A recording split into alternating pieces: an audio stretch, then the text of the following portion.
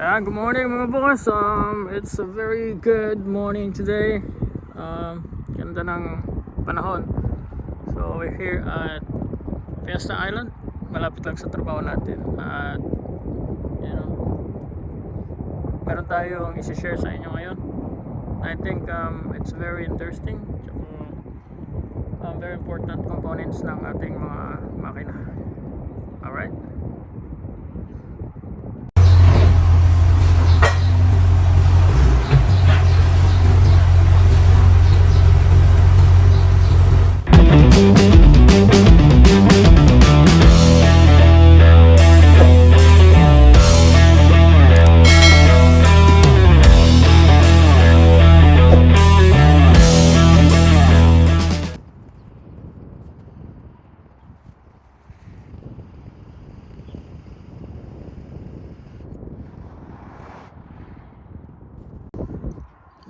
Good morning mga boss, good morning. It's a beautiful day today, and today we're gonna talk about the thermistor. Alright, thermistors are type of a variable resistor, meaning nagbabago yung resistance depende sa temperature change. Okay, ang dalawang hawak ko ngayon ay exactly the same, magkaiba lang ng kulay. They are called CHT sensors, so cylinder head temperature sensor. Okay, ito yung nagmo-monitor ng temperature ng cylinder head. As you guys can see, iba to doon sa ECT sensor, which is engine coolant temperature sensor, because this actually does not touch coolant. Ano lang to, dry, kumbaga sa metal lang. Ito yung part na to, kaya one time use sensors ang mga to. Pagka tinanggal mo, you have to put a new one, because ito yung part na to yung actually didikit sa metal. So pagka hinigpitan mo, babaon siya ng konti, gaganyan siya, at doon niya masasense yung temperature ng cylinder head sa aluminum. Usually aluminum cylinder head gumagamit nito.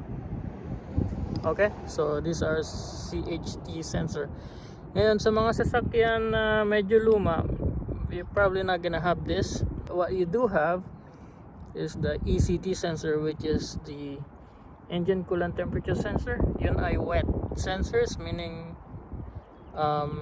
nakababad siya sa coolant.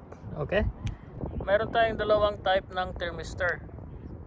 Meron tayong NTC type at meron tayong PTC type sa mga automotive application, at usually halos lahat ng industriya na kailangan mag-monitor ng temperature, ang usually ginagamit nila ay ang NTC type thermistor.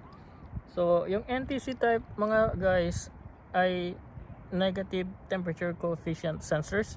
So yung resistance nila nagbabago depende sa temperature. So yung resistance nila goes down when the temperature goes up. So baliktad, di ba? Pagka yung temperature goes up, so tumaas, uminit, yung resistance nila pababa. So yun yung sinasabing negative temperature coefficient. Okay, yung positive naman, pagka yung tumaas yung temperature, tataas din yung resistance. So sabay sila, temperature goes up, resistance goes up. So NTC, temperatures goes up, resistance goes down. Alright, so at yun ang usually ginagamit sa automotive na sa mga makina natin, yung NTC type. Temperature goes up, resistance goes down. Those are NTC type thermistors. Okay, so sa ating mga sasakyan may iba't ibang uri tayo ng temperature monitoring sensors. Although they are all NTC, magkakaiba lang sila ng design. Alright, so meron tayong nagmo-monitor ng hangin temperature na pumapasok sa makina, or tinatawag na IAT, intake air temperature sensor. Alright, meron tayong engine coolant temperature sensor, tsaka ito CHT temperature sensor. Meron tayong yung sa cooling fan switch, ganyan din yan actually. Meron tayong transmission fluid temperature sensor, meron tayong engine oil temperature sensor, meron din tayong AAT sensor, So ambient air temperature sensor for our AC, HVAC. Meron din tayong evaporator temperature sensor. Okay, sa ating mga AC. Nowadays kasi yung iba meron pang valve. Pero nowadays, sensors na ginagamit sa mga modern vehicles. Okay, so those are different sensors na temperature monitoring sensors na ginagamit sa ating mga sasakyan, and they are all NTC type. Okay, so temperature goes up, resistance goes down. Okay, ito guys, makikita natin usually 2 wires lang siya, 2 pins, 2 wires. Yan, dalawa lang yung pin niya. Focus ba? So dalawa lang yung pin. So isa dito yung supply, isa dito yung ground. Okay, usually 12 volts yung mga to, pero merong iba na 5 volts reference, katulad ng I80 sensor, tsaka I think A80 sensor, ambient air temperature sensors. They are 5 volt reference type, o gumagamit ng 5 volt reference supply. Itong dalawang to guys ay 12 volts. Okay, so 12 volts goes in, depende sa temperature and resistance, then ganun yung makikita ng computer. Alright, so depende yan sa temperature. Ngayon, i-measure natin ito, there's nothing wrong with them. Okay, I put, galing to doon sa mga makinang pinalitan ko. I use this for testing because there's nothing wrong with them. It's just, it's one time use, so I cannot really put it back. So there's nothing wrong with them as far as yung resistance is concerned. So now we're gonna use our what do you call this thing, flex probe kit I got from Ford. Even nung nag-training ako, this is really cool to avoid damaging the pins and the, like this, salpak mo yun sa female side para hindi masira yung pin o hindi mas spread apart. Now we're just gonna find something na mag-fit dito. This might be it. See, so ito yung pin nya, so it's kinda like the same. So ito yung gagamitin ko, pasok pa lang siya dyan, and we're gonna measure resistance nito at this current temperature that we have right now. Okay, so I have to this. I'm just gonna use the female. Where's my female? Right here. So there we go. And then we're gonna use our gauge or multimeter. We're gonna put it ohms resistance. Okay, so right now it's OL. Okay, so I hope you guys see it. So OL siya right now. Let's just touch our meter leads. We have about, wow, that's a lot. Marami tayong resistance dito sa, let's see again. We have about 0.3 ohms. Okay, 0.3 ohms sa ating leads. So what I'm going to do now, I'm just gonna check the resistance of the sensor. Just gonna put that there like that, and then we have about 24 point, it's changing, let's just say 24.5 kilo ohms. So we have 24,000 ohms. Alright, 24,000 point. It's changing as we speak because the temperature is changing. So let's just say 25,000 ohms. Okay, tapos measure natin yung isa. They should be the same or close. Measure natin itong isa. So take note guys, yung itim is 25,000 kilo ohms. Oh, 25,000 ohms. 25 kilo ohms is 25,000 ohms. So yung isa is about the same. See? 25,000 ohms din. Alright, so 25 kilo ohms is equal to 25,000 ohms. Ngayon, ang gagawin natin, ito, i-keep ko as this temperature, at this one, yung black one, ibababad natin sa yellow. Tignan natin kung anong mangyayari sa resistance. Dito sa makina natin guys, meron akong let's see, tatlong sensor na NTC na nakikita. Okay, isa dyan ay itong ating coolant sensor. So ECT sensors, engine coolant temperature sensor, this white right here. So that's our coolant temperature sensors. It monitors coolant temperature. Okay, ito wet siya, so babad siya sa coolant. Dito yung I80 sensor natin sa loob ng mass airflow sensor. As you guys can see, 5 wires. So yung dalawa dyan ay para sa I80 sensor natin, or intake air temperature sensor. So nandito siya sa loob, kasama na siya ng mass airflow sensor. Yan, dalawang wire dyan. Okay, tapos meron pang isa dito guys, yung sinasabi ko sa inyo. Nakatago siya dito. Ito yung sinasabi kong A80 sensor. Yan, yung ambient temperature sensor. Ito yung nagmamonitor ng ambient sensor, yung ambient temperature ngayon. So A80 sensors. Alright, primarily use yan sa ano guys, sa AC. Okay, so yun yung mga sensors na nakita ko din accessible dito lang sa ating sasakyan. They all work the same thing. Alright, so the same exact principle sila, NTC type sila. Yung isa lang, itong ECT, it works with coolant.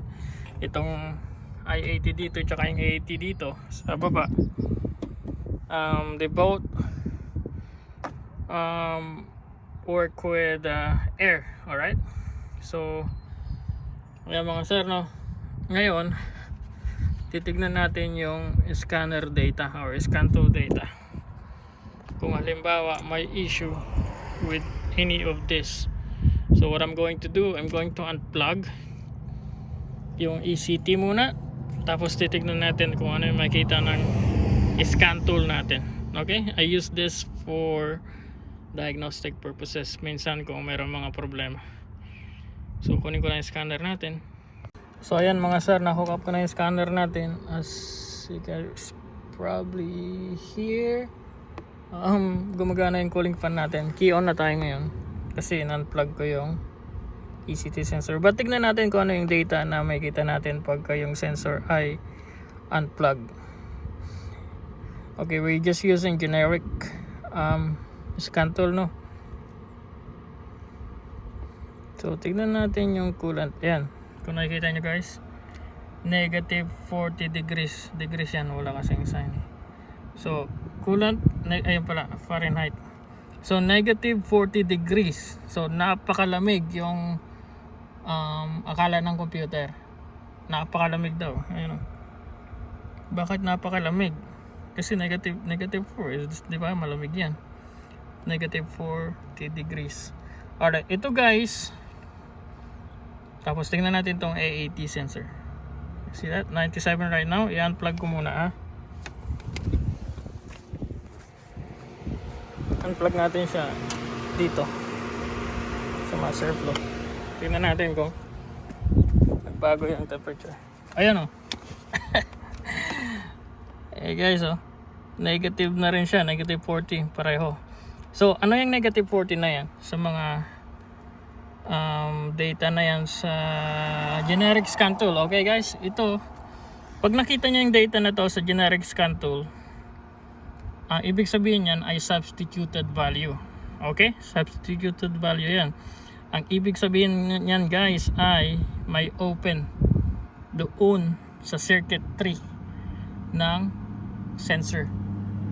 Okay, so ibig sabihin niyan may open diyan sa I80 sensor at meron ding open sa coolant temperature sensor or ECT sensor. Okay, so pwedeng disconnected, pwedeng putol yung wire, or pwedeng sira yung PCM, or pwede ring sira yung sensor internally open. So pagka nakita nyo to sa generic function ng scan tool nyo, ibig sabihin yan ay open circuit. Okay, very important yan. Palagi ko itong tinitignan pagka nag-diagnose ako ng mga issue, misfire or lean or rich condition, especially rich condition. Okay, so kasi this is major contributor or major input ng engine natin, especially itong engine coolant temperature na to. Major input yan. Sorry, may dumanabas. Major input yan sa fuel delivery natin, guys, no? Mas malamig yung makina, mas madaming fuel na i-deliver yung computer. Okay, so just keep it in mind that if you see negative 40, that means it's open. Okay, OL, or there's an open circuit doon sa sensor circuit. Okay, so let's see. I'm pretty sure meron tayong code dito. So let's see, read codes. At usually ang code niyan ay high circuit. Yan, high circuit. Dito naman sa mass airflow, A circuit, low input. Tapos sa intake air temperature, wait. Oh, okay. So mass airflow, so that's different. So usually, kasi iba yan eh. Hindi naman yan NTC yung mass airflow. As like low circuit now. Low circuit kasi disconnected. But that's not NTC type sensor. So we go here at, IAT sensor. Kita nyo, high circuit. Tapos yung ECT, high circuit din. Okay? So I told you guys, di ba? Pagka nakita nyo yung ganun yung data, ibig sabihin, open. So pag nakita nyo ganitong code, P0118, engine coolant temperature sensor, high circuit, ibig sabihin yan, guys, ay putol yung wire or may open yung sensor or open circuit. Basta open circuit. Okay? High circuit means open circuit. Alright? So just a little maybe knowledge there. Yeah, I want to see if I can unplug. Let's see view data again. Titignan ko merong AAT sensor, yung ambient air temperature sensor data tayo dito sa scan tool. At i-unplug ko rin yan. Tignan natin kung meron. I don't think so kasi sa ano yan eh. Wala. So sa AC kasi yan, yung AAT, ambient air temperature sensor. Baka nasa HVAC. So wala. So again, looking at the scanner data under generic function, this negative 40 degrees is substituted value. If you guys see that sa mga NTC sensors data natin, ibig sabihin yan ay open circuit. Not necessarily yung sensor, not necessarily yung wire, pwede ring open siya sa PCM, di ba? Or meron siyang issue with ground. Okay, high resistance sa ground, hindi na nagko-contact sa good ground, corrosion and stuff like that. So that's really nice to see that data change. Now I'm gonna plug those back-ins. Titignan natin kung ano yung mangyayari. Okay, as you guys can hear, yung cooling fan natin gumagana kasi naka-unplug yung PCB natin. So plug-in ko na siya. Ayan, huminto na. Tapos pa-plug-in din natin tong master. Back tayo dito. Tingnan natin kung anong temperature. Ayan, nagbago na sila mga sir. Kita nyo, I80 naging 99 degrees Fahrenheit. Which is I think kinda high. Tapos ACT 145 degrees Fahrenheit. Yan, papaanda rin ko itong makina.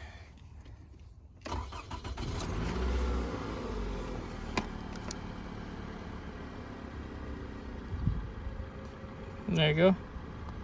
100 degrees Fahrenheit. Alright. So okay na siya. 145 degrees yung coolant temperature natin, tapos 99 degrees yung I80. Ngayon, pagka kasi medyo matatandaan nyo guys, ito ay nasa 25,000 ohms, di ba? Maybe it change again kasi nagbabago-bago yung temperature. But let's see. Ano yung base natin as of now? Oh, nasa ano tayo ngayon? Nagbago na naman. So 29,000 ohms. So nagbago yung temperature kasi. Kaya nagbago rin yung resistance. Ngayon, may yellow akong dala dito. Ibababad ko siya. Papanoodin natin kung titignan natin kung magbabago yung resistance. Ayan. Oh, boy, tumaas bigla. Ayan o, tumaas bigla. Dinikit ko lang yan sa yellow ah.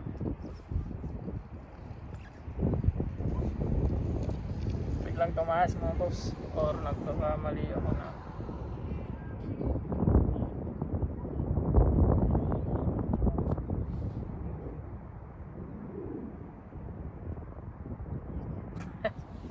Ay mga sir, ano, tumaas siya bigla kasi nadikit agad sa yellow. Ayan, naging so from 29,000 naging 53 agad. Pababain uli natin. 47. I'm just using my finger. Ayan, dinidikit ko lang siya dyan para bumaba ng konti. Diba, so guys can see nagbabago as the resistance change. Diba, pababa siya ng pababa ngayon. 40 na lang. 39, 5, 38. Okay, okay, ngayon papataasin naman natin yung resistance niya. So ididikit ko siya sa yellow ulit. Tingnan nyo ha. I don't know if you guys gonna see it, but this is my yellow. I'm going to, yung ano lang, tip lang. 37.7 siya ngayon. Paano ba to? Dikit natin siya sa yellow. Oh, matatakpan. I don't know what to do. So ganito na lang. So 37.7. Zoom ko na lang kayo.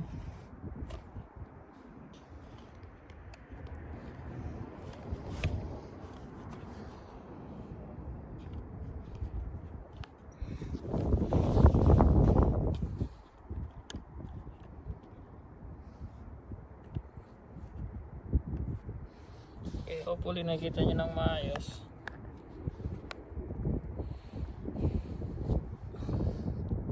Okay, so 36.5 tayo ngayon. Ididikit ko siya sa yellow. Tingnan natin kung magbabago yung resistance. Dapat ito tumaas kasi lumalamig, di ba? Papalamigin natin yung sensor, dapat ito tumaas. There you go. As you guys can see, biglang taas.